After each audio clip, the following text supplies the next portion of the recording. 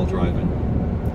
When you're lying awake with a dismal headache and your repose is tabooed by anxiety, I conceive you may use any language you choose to indulge in without impropriety. For your brain is on fire, the bedclothes conspire of usual slumber to plunder you. First the counterpane goes and uncovers your toes, then your sheet slips demurely from under you. The blanketing tickles, you feel like mixed pickles, so terribly sharp is the pricking.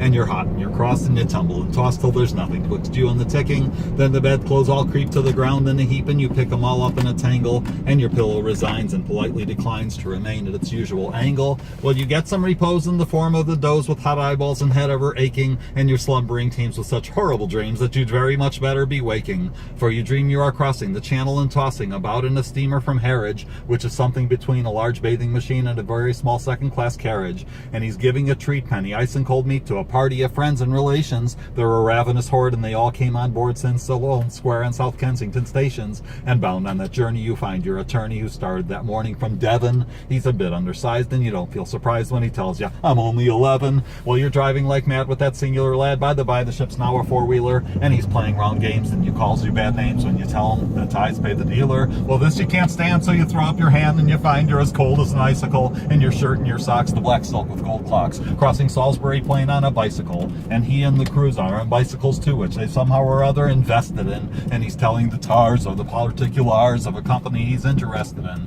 It's a scheme of devices to get low prices, all goods from cough mixtures to cables, which tickled the sailors by treating retailers as though they were all vegetables. You get a good spadesman to plant a small tradesman, forced to take off his boots with a boot tree.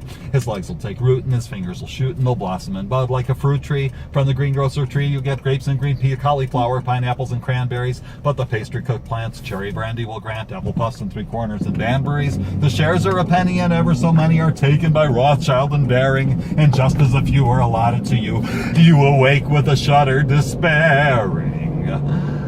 You're a regular wreck with no crick in your neck, no wonder you snore, for your head's on the floor and you've needles and pins from your soles to your shin. Your flesh is a creep and your left leg's asleep and you're cramping your toes and a fly in your nose, a fluff in your lung and a feverish tongue and a thirst intense in a general sense that you haven't been sleeping in clover.